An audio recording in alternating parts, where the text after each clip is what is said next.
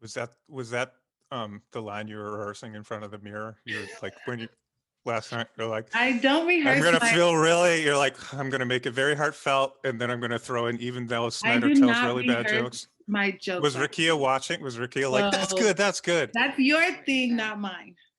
All right. No, all right, I appreciate Everyone that. in the educational system is aware of like mental health and race and how that plays a part in this the students experience, because like I said, like students are very aware of um and like I said, I've worked with high school, I work with elementary school, so they're very aware of like their racial identities and how they are perceived by Get teachers that point and across that staff. like I, I think part of the divide in the country is captured by this, like by privileged communities not realizing that we've learned ways not to listen to the people that we're supposedly trying to listen to. Mhm. You talked about mental health in Pleasanton. So I'm curious to know how um, mental health is talked about without talking about race. So in our family, I think we have a little bit of a generational divide where there's like the older generation sort of sees it as more of like a good versus bad people kind of thing. Like it's conscious, it exists in the conscious mind, and in the younger generation, it's more of what we've read about systemic issues, power structures, and that Mhm. kind of thing. Like, is there a generational divide in your family? And so you guys are all kind of on the same page now. Um, I feel like it's never like a moment of like, let's talk about race.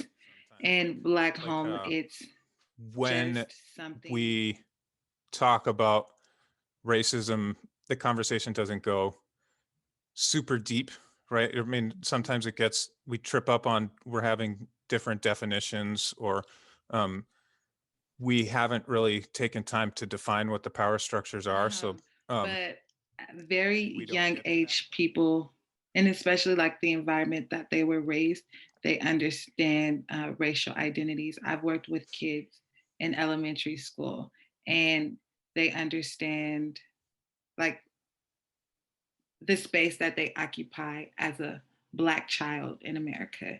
They're very aware of how the world could perceive them. They're very aware of Approaching this, like, um, I'm thinking in my head, um, like as a racial. teacher, you sort of have to be aware of power structures that exist, right? You have authority over your students. And I could say some things like a student who doesn't usually speak up could speak up and question me or question something about school, and I could feel like I have to defend school, and I could just say like, oh, you're just a kid or something like that. Like I could immediately dismiss that kid, and I could do damage to that kid by dismissing them so Like that people they don't always speak up talk. again. Or they could have had The like a teachers medical at Yes emergency and always said they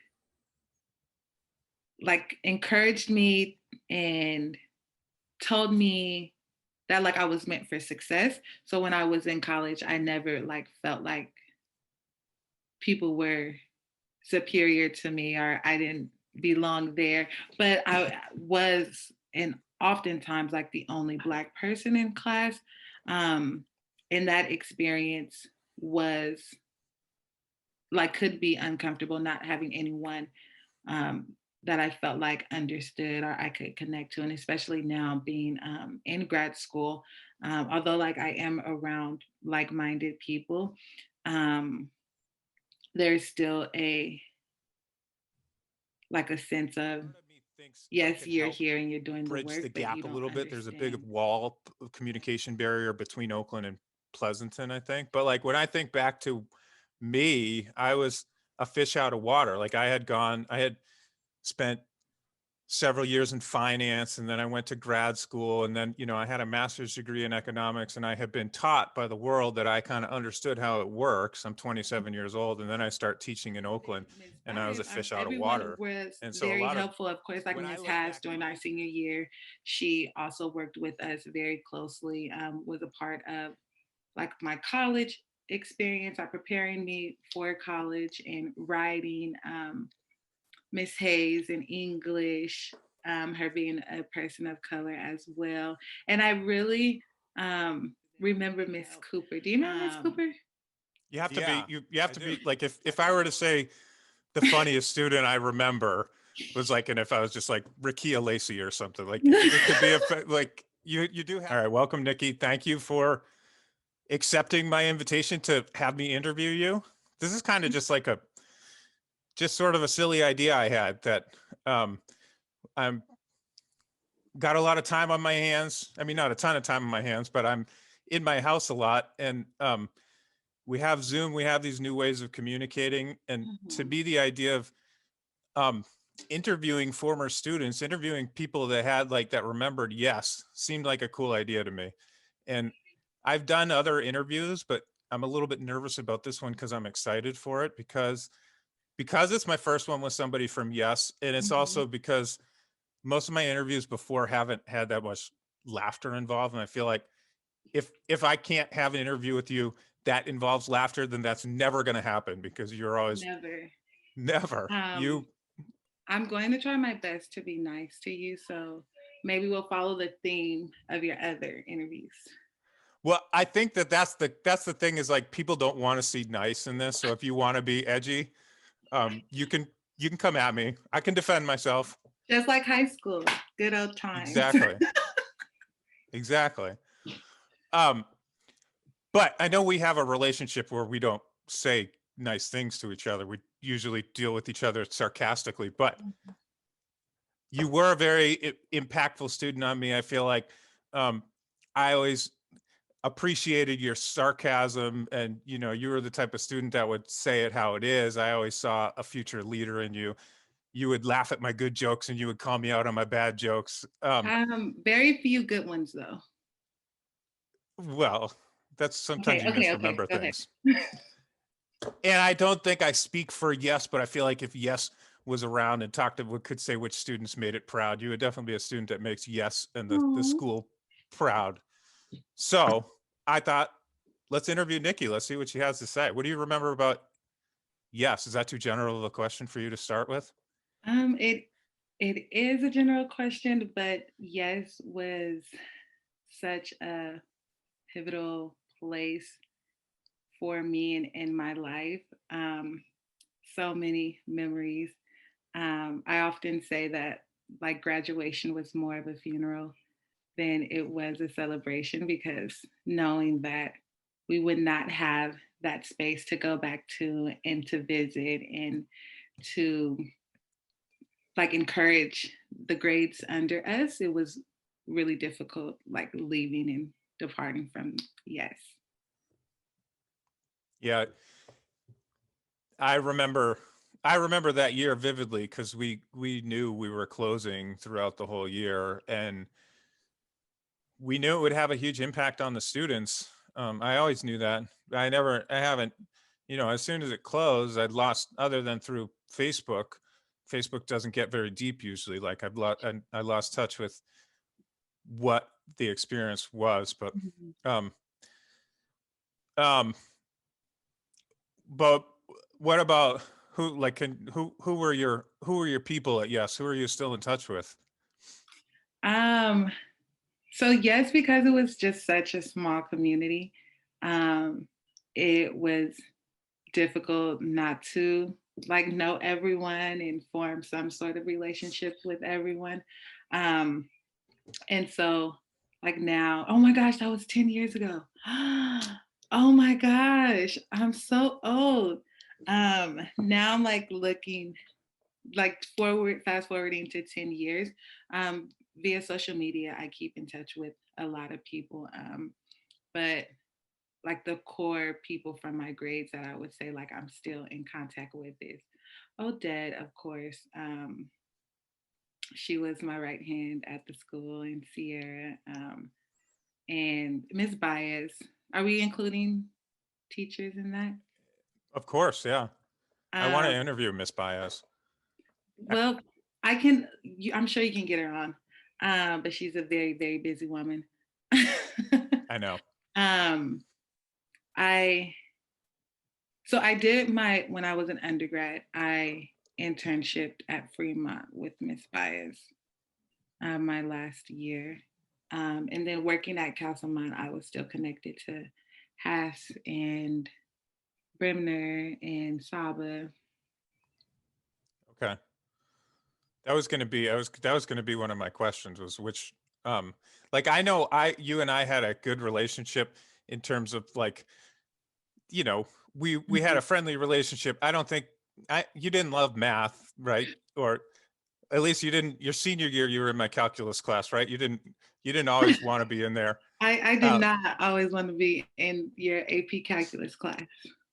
and I would also think there's a little bit of like I'm a white man who came from a suburban town outside of Boston, right? You're a black woman from Oakland. And I feel like we have different identities in that kind of way. And I never would have expected to be the, you know, like a teacher that you would come to like that would help Mhm, you kind of like go through a system that often doesn't support young black women as well as it does white males. But so I guess that was my question was going to be kind of like which teachers mhm, were your role models or which teachers really kind of mhm. helped you like that and how Well, so I how did they? will give you some credit because I would say like you were influential during my time at Yes. Um, but that question is so hard because when I look back at the community, I feel like there were so many teachers that it was just a faculty full of people that would go above and beyond for their students. And I can't speak for everyone, but I definitely felt that in so many teachers. Um, but when I think about like the ones who were there my entire time, um, the whole my whole experience with, of course, like Miss Baez, she was my advisor. She Spanish teacher. She was one of the youngest teachers, so in a way, it was like she was one of our friends, even though there's boundary issues there. But I definitely would say, like Miss Baez, her coming from Oakland, her being a part of like the founding years at Yes, she was someone that I can look up to, someone who I knew understood what it was trying to be a person of color, thinking about the future and education. So definitely, Ms. Baez, I'm very appreciative for what she has done for me in my life, and still very much so like in my corner, rooting me on. So she is one of my mentors that I hope will forever be part of my life. Um, and also, um, I don't want to like pinpoint certain teachers because, like I said, I feel like everyone just had it was like a very relational school. So I felt comfortable like popping into anyone's class just to bother them or talk to them or get help. Um, You have to be you have to be like if I were to say the funniest student I remember was like and if I was just like Ricky Lacy or something like it could be a like you do have to be careful sometimes when you're complimenting but people like but really, I'm really trying to like other than Miss Bias, everyone was very helpful. Of course, like Miss Has during our senior year, she also worked with us very closely. Was a part of like my college experience, preparing me for college and writing. Miss Hayes in English, her being a person of color as well, and I really remember Miss Cooper. Do you remember Miss Cooper? yeah I do I didn't Yes, know her very well but she was a senior English teacher right she yes, she was there for a short period of time. I ended up taking like an upper grade English course. So I had her for some time. And although like everyone hated her, looking back, I was like, she was an amazing teacher because um, she challenged us in ways that I feel like we didn't get a lot at Yes. Um, And I was grateful for the short period of time that I spent in that class. That's cool. What can you speak more on? What were the What were the kind of ways she challenged you that um, were against the grain? Maybe yes, or Well, I feel like now that I'm actually like in the educational system working there, I can reflect back on my experience at Yes in a different way. And like it was an amazing school, but it was very under resourced. And like thinking back, I'm like, oh my gosh, these teachers were doing so much. You guys were the social workers, you guys were the counselors, you were the teachers, the college counselors. Like it was just so much that you guys had to do. And I'm like, how did you all function as a staff playing all those roles? Um, and I feel like because the school was just such a mix of students and levels and abilities, um, oftentimes I felt like I was not really challenged enough in these classes. Um, I don't remember like ever, other than your AP class, um, I don't remember ever like really just struggling to um, like do the work. And because we were a school in Oakland, um, I feel like the expectations for us were kind of lowered, where Miss Cooper was like, I don't care what you guys like, where you guys come from. I don't care like the teachers you had before me. I'm going to treat you all like any other class in any other state that I've taught. And um, we're going to read this book and we're going to analyze it, and you'll develop the skills. I don't care if you don't have them now, but you'll develop them while I'm teaching you. There was no room for like us to play around, us to have excuses. The bar was set very high, and it was either you'll meet it or you won't and you'll fail, which I feel like at Yes, a lot of times they're like, because you all loved us so much, you didn't want us to fail. And so it was easy to get good grades there. yeah, I mean, I totally can see that. And as I'm thinking about my own class and as a just my own identity, like Mhm. part of the nature of these conversations, I think this could be kind of like a cool 10-year reunion project, like people, teachers, and students at Yes might like seeing this.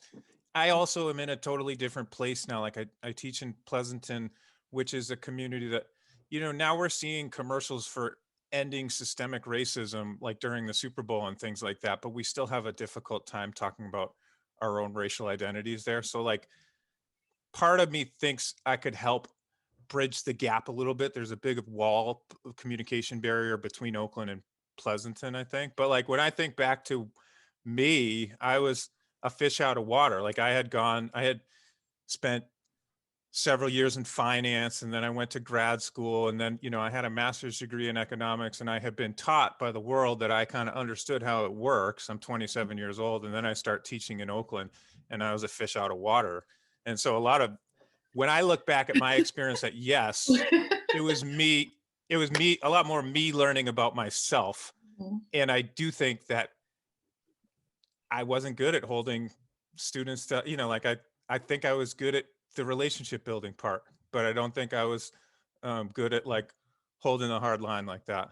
And I think, I also think that like when I talk about Oakland in the schools that I'm at now, people don't know what to ask me. Like they don't like they I don't know what it is exactly, but like they're afraid of asking me questions or something. Like we avoid the topic, and I want to be like, yes, like there are some like there were challenges to working in this community, but there was also a lot of beautiful aspects to it. There were a lot of inspiring kids, and there, like there are identities that don't get captured in the mainstream media, I don't think. So Yeah, I laughed so hard when you describe yourself as a fish out of water because that was apparent. um, very different, very awkward. Um, Different sense of humor, but I think that was like the beauty of Yes because we had all of these different teachers from different backgrounds, um, but still able to connect with us in very meaningful ways. And I feel like that's what made the students um, that's why we had such a strong sense of community at Yes, because um, we had tough conversations in class. We talked about race, we talked about identities. And I feel like the staff was not afraid to, like you said, like come in and I'm a white person here teaching a bunch of Black and Brown students. I don't know everything, but like I'm here to learn with you. And as a student, like that was important to me. Um, it was just like accepting each other all around, like a two-way streak of like, this is very different from what I'm used to, very different from what I exposed to, but I have this teacher here who's showing me that they care. Um, and even though Snyder tells really bad jokes and it's very awkward, he keeps coming back year after year. So I think that was something that made Yes very special. Was that the line you were rehearsing in front of the mirror? You were like when you last night you're like, I don't I'm rehearse gonna my, feel really, you're like, I'm gonna make it very heartfelt, and then I'm gonna throw in even though I Snyder do tells not really bad rehearse jokes. my jokes Was like Rakia watching? Was Rakia like, that's so. good, that's good? That's your thing, not mine. All right. No, all right, I appreciate that. Um, how was it? Okay, so how like what was it? What was your experience like in college and grad school? Um,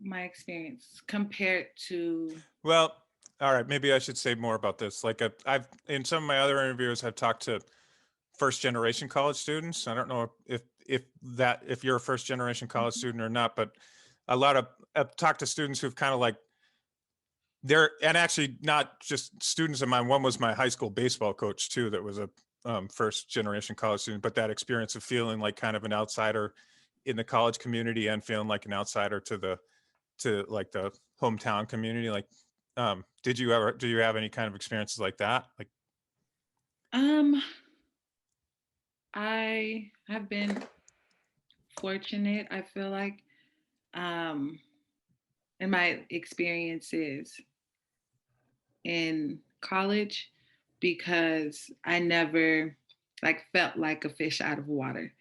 Um, I didn't go away to college. Still stayed in the Bay, um, and the things that I studied were like I was surrounded with like-minded people.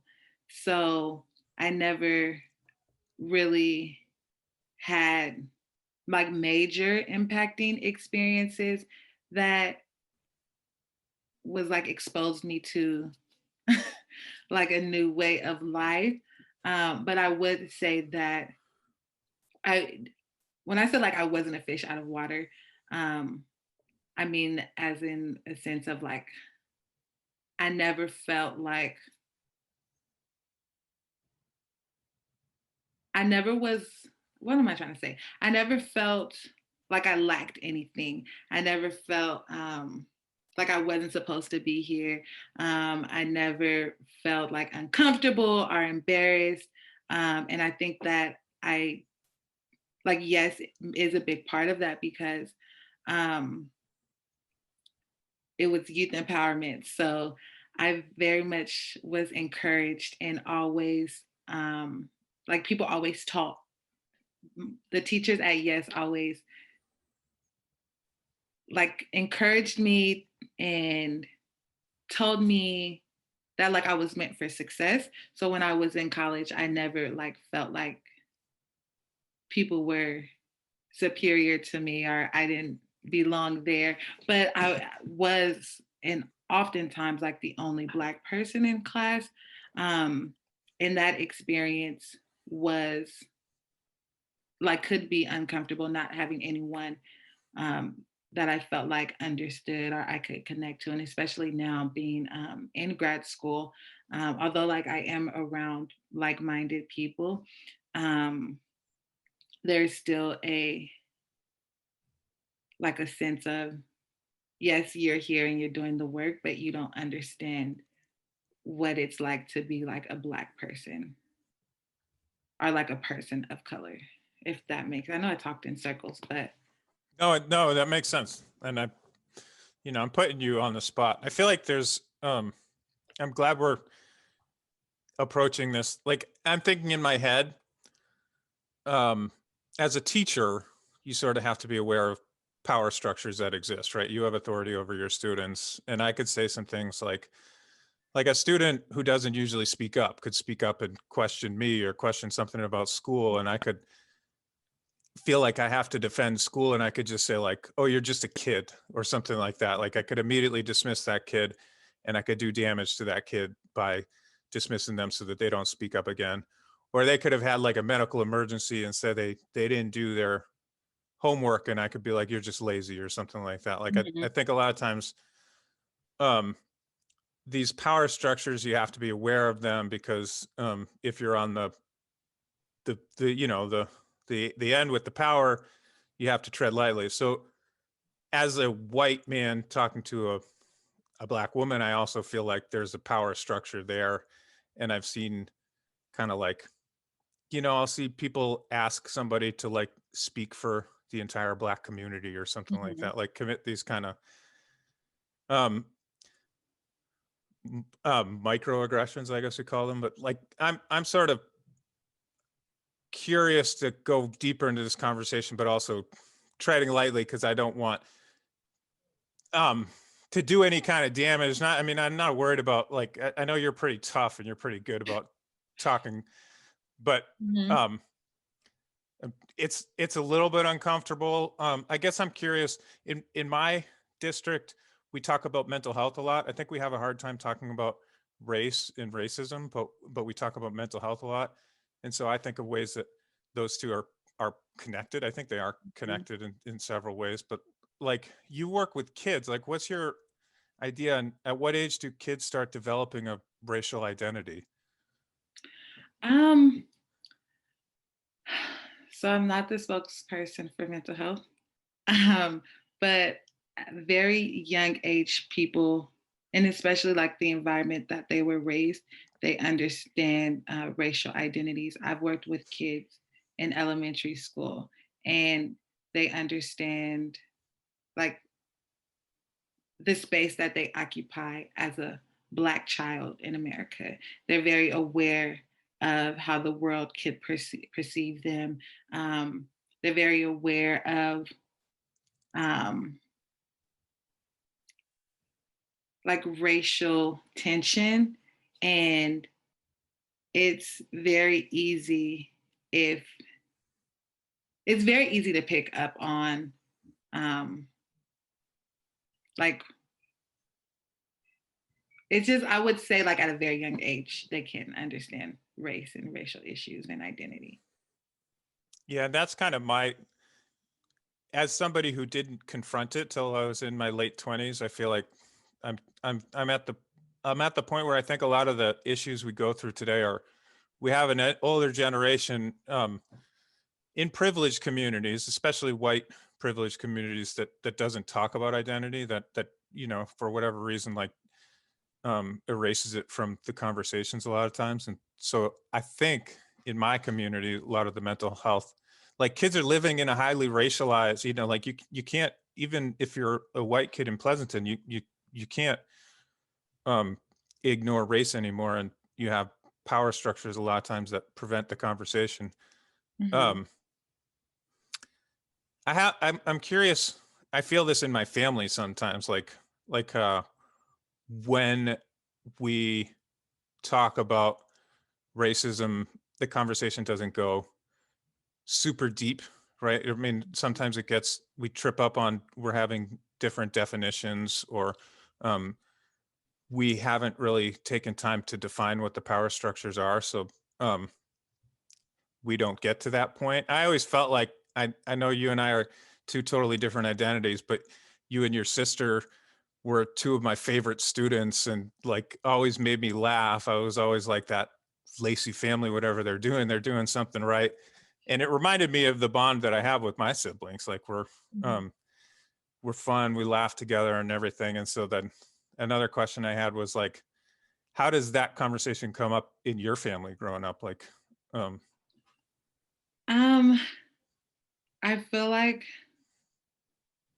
it's never like a moment of like, let's talk about race. In Black home, it's just something that is a part of life, especially with and like it wasn't until I became older where I was able to actually see, like, oh, like my family struggled with this. My father struggled with these things. And understanding that these things um, stem from like systemic issues that our family were victims of.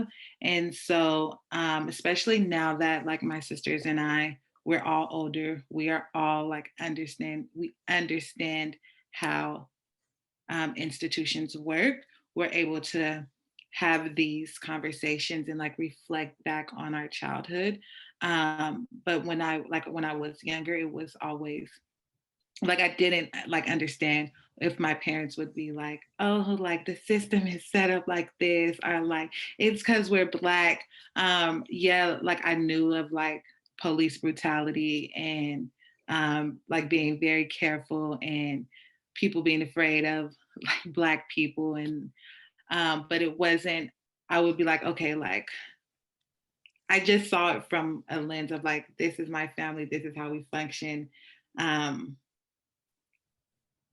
like my parents are telling me these things, but it wasn't real until I actually became older and understood in a new way these things that they were trying to teach me. But at a young age, I'm just like, oh, like my parents, like they're tripping, or like they're like had other excuses for. I didn't think it was real until I got older and was able to like experience these things for myself or read about things. And I'm like, oh my gosh, like they were right. so in our family, I think we have a little bit of a generational divide where there's like the older generation sort of sees it as more of like a good versus bad people kind of thing. Like it's conscious, it exists in the conscious mind, and in the younger generation, it's more of what we've read about systemic issues, power structures, and that kind of thing. Like, is there a generational divide in your family? And so you guys are all kind of on the same page now. Um, yeah, I would say everyone is on the same page. I feel like it's hard to when you come from a black family, it's hard to have that divide when these are people's personal experiences that they live. So it's a lot harder to say um, to have disagreements when someone has lived it for themselves. Yeah. Um, yeah. Well, I appreciate you talking about that. I, Mhm. um, what else do you think we should talk about? You talked about mental health in Pleasanton. So I'm curious to know how um, mental health is talked about without talking about race.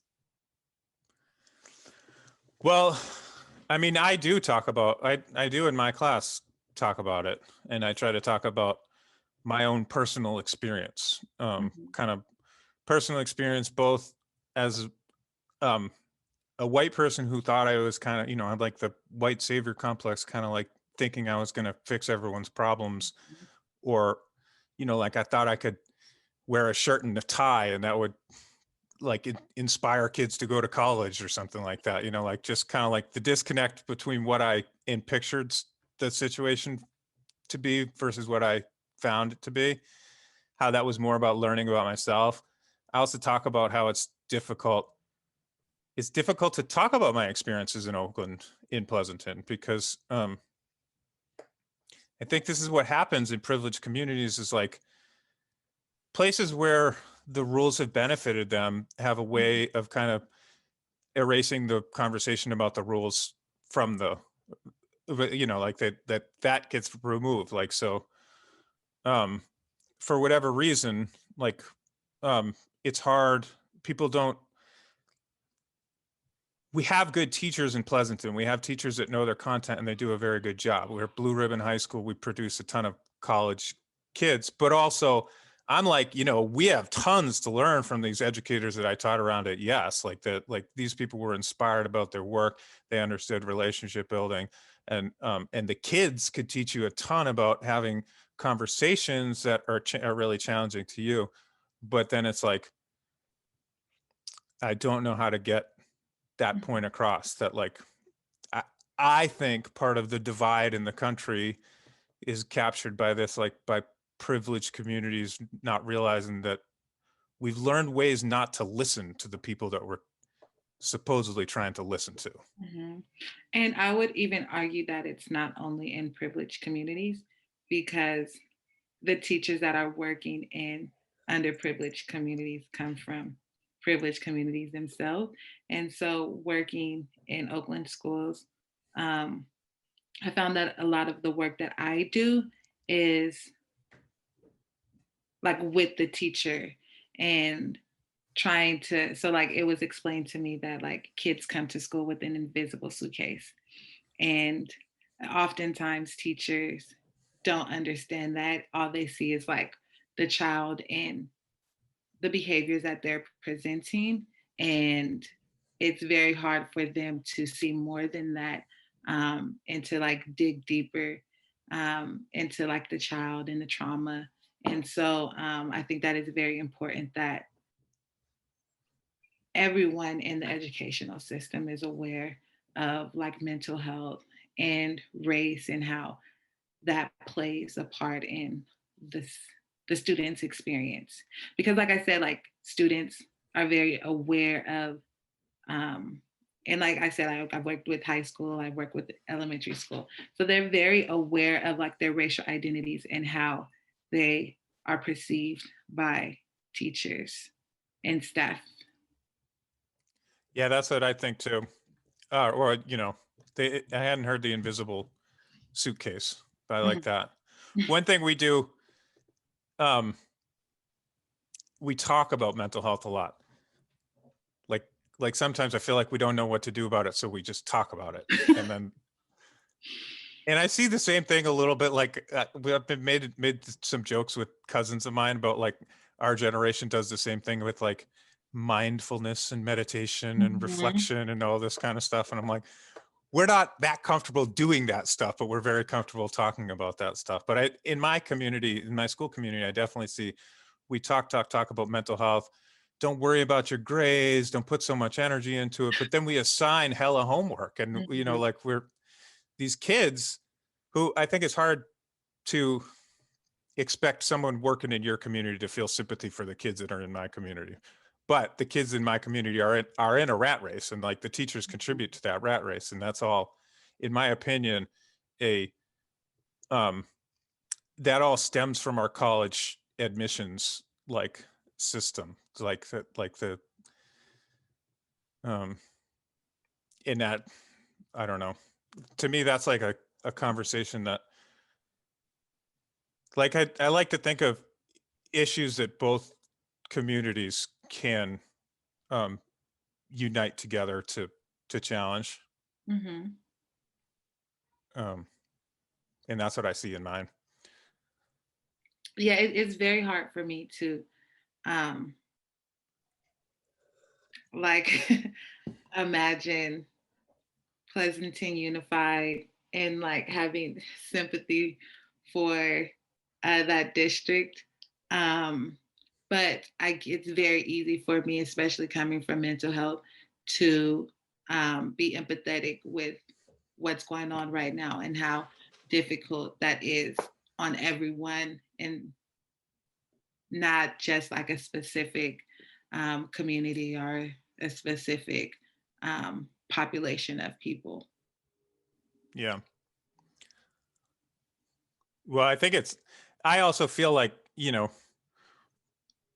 Pleasanton's at like the top of a pyramid, right? Like it's a pyramid that wouldn't exist if there weren't the blocks beneath it. And then I get frustrated in Pleasanton because I feel like we sometimes act like, Mm. like act like it's a meritocracy kind of thing. And like it makes sense, like I'm still there. Like I feel like I can create a lot of positive change that does, I hope in some way, address systemic issues that get back to kids in Oakland too. But Mhm. to me, it seems like those getting the privileged communities to open up to the conversation is a, um, Yeah, I'm trying, like it's very hard for me to imagine um like how a district like Pleasanton um can be concerned with issues, um like systemic issues, where I said like we're here in Oakland, yes, the teachers and the staff may come from different backgrounds than Oakland and privileged communities, but the students that they work with, they see how real the systemic issues are. Whereas, like in Pleasanton, I don't think because there's no, we ignore them. We you ignore them. and I'm just like, so are there Black students at your school? There's two big schools in Pleasanton. One is Amador, one is Foothill. We have some Black students at Amador. There's more at Foothill. Like I've been on their campus and you could walk around campus and see some, but it's still a very small. It's still like probably less than 10%. So majority would be. Well, white, but it's a changing demographic. There's a lot of Chinese, Korean, and Indian kids in there now, and there's Latino kids too.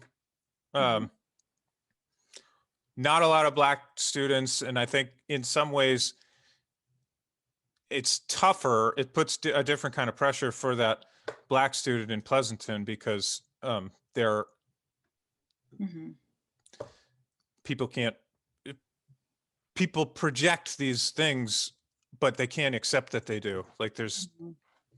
Yeah, so I would imagine that it's so difficult for like that community to talk about issues that are prevalent in our country because it's easy for them to ignore. And it's a choice that they're choosing to ignore because it's not affecting their everyday lives. It's not affecting majority of the students, which that's an issue because um, if we're just doing the work in these communities of color, how will we really make change if like the people who holds power are refusing to like shed light on these issues? And so um, the teachers are going to teach from a lens that they have, and the students are going to learn from the lens that the teachers are teaching. So then it's just like an ever going cycle of, but I feel like now with especially this year, it's you can't use an excuse of like not knowing, not having access to information. Although like it's been here for years, now people are finally like paying attention to these issues that are impacting people outside of their communities. yeah. Well, and that's why I appreciate that, and Mhm. um, I feel like I have a position inside that power structure in Pleasanton that I'm hoping to get us to address the fact that we ignore issues. We do it because it's convenient for us. Mhm. And going into the next decade, I really think that it's also going to be something that cripples teachers. I think the teachers that can't explain the world with race as being part of the way they explain it, the students are going to kind of see that and they're going to have a harder time engaging in their classes. But it is a very, this it's the idea of how do you kind of, I get that you guys are all doing the work, and there's a part of me that's felt guilty ever since I've gone to this district. But but now I'm like, all right, how could I help use my position to Mhm, initiate a conversation that flows uphill in some kind of way? mhm. Anyways, but you're good. You're like an expert. Like I feel like you I wouldn't go that far. well you've given me a lot of things to think about. You didn't know what I was going to interview you about, and I feel like um you're very knowledgeable and comfortable talking on this topic. I am because I've been on both sides as like a student in Oakland. So I have that experience. And then I also have the experience of working in Oakland. And um, yeah, I just have my experiences. All right. Well, um, I would like to continue having conversations with yes kids and teachers. And I think we could do more reminiscing than you and I have done, or talk about racial identity and power structures and that kind of thing. Anybody you think would be good for a conversation? um, I feel like you can't go wrong with anyone. Um, yeah, I feel like yes was just such an amazing place. And I felt like it produced so many amazing leaders. And although a lot of people may not have the college degree, they still are able to uh, come and communicate and talk and um, share their views of the world. So you couldn't go wrong with anyone. All right, that's a very diplomatic answer. I'll I'll take anybody that wants to talk with me then, I guess. My sister, I nominate my sister. I would love to talk to her. How's she doing? She Mm. could tell me, I guess. Now she's well taking care of my very cute nephew. Um, yeah. Okay. Are there any uh do you want to say any final wishes or send offs in the outro? No. No? Nothing? No. Nothing. All right. Well, thank you so much. Nothing. And then I usually do something that makes me feel awkward to get the awkward energy out of me before we start. Do you want to Aren't you have a staring contest? aren't you always awkward? I I know I mean, seem that way. I present awkwardness as part of that's like my thing. definitely I would agree. So you want to have a staring contest. No, thank you, Snyder. That would make me awkward. And I'm not normally awkward. Says you. Let's just dive right on in. All right, I'll put this part at the end, but that'll make a good cue. You ready?